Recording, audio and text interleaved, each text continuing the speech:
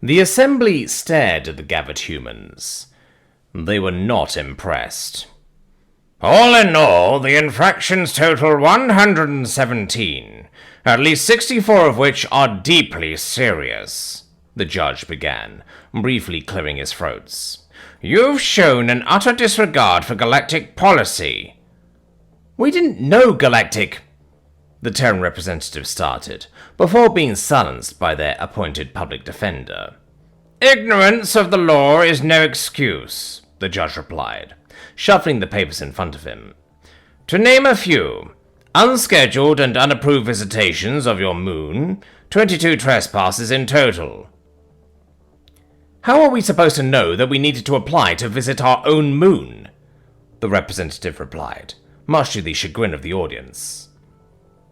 Your own moon? The judge responded, many of his eyebrows raising in unison. It is common knowledge that any species only lays claim to their own home planet. It's not common knowledge to us, the human replied, and the judge laughed. Once again, the judge began, ignorance of the law. How could we not be ignorant?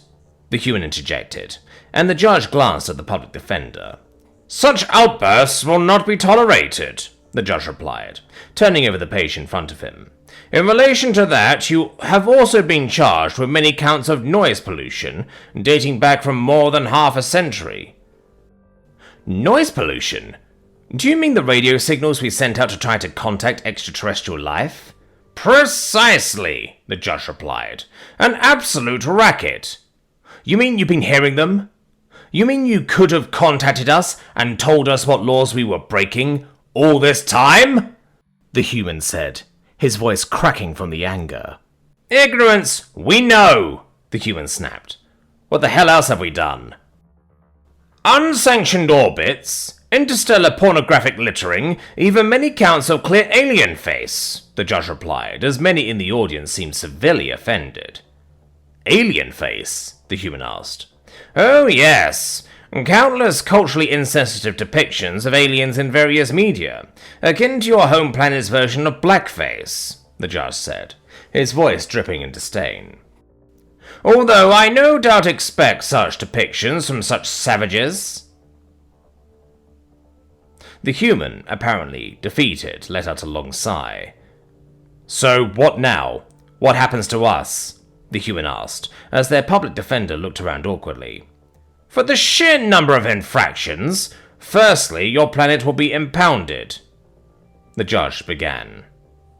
Of course, the human replied. The bulk of your population will be generationally interred and forced to work off the substantial fine, the judge continued. No doubt, the human said. And finally, the appointed leader of the humans, namely you, will be in charge of the paperwork, the judge said with smirks, and I think you'll find there is a lot of paperwork. The human looked at his brethren for a few seconds. So, just to confirm, he said, gazing up at the judge, your decision is final? We can't just shake hands or tentacles or whatever, and just say we're good, and now that we know what's up, we'll play nice hereafter? We follow the law in this galaxy, the judge replied haughtily. There's no place for you lawless, primitive heathens. The human smiled. Fair enough, he said, tapping his ear. Breaching charges suddenly flung bits of door and debris throughout the courtroom, causing terrestrials of all species to jump to the floor. Humans clad in combat gear rappelled through holes in the roof and walls, encircling the paltry security in no time at all. The judge slammed his hammer onto the block again, and again throughout the chaos, but to no avail. What is this? The judge shouted over the noise. Is this a sneak attack? Pretty much, the human replied. But you didn't apply for a sneak attack, the judge whined, his voice cracking. Well, the human started, a wide grin forming on his face. Ignorance of the... Oh, fuck off, the judge replied in defeat.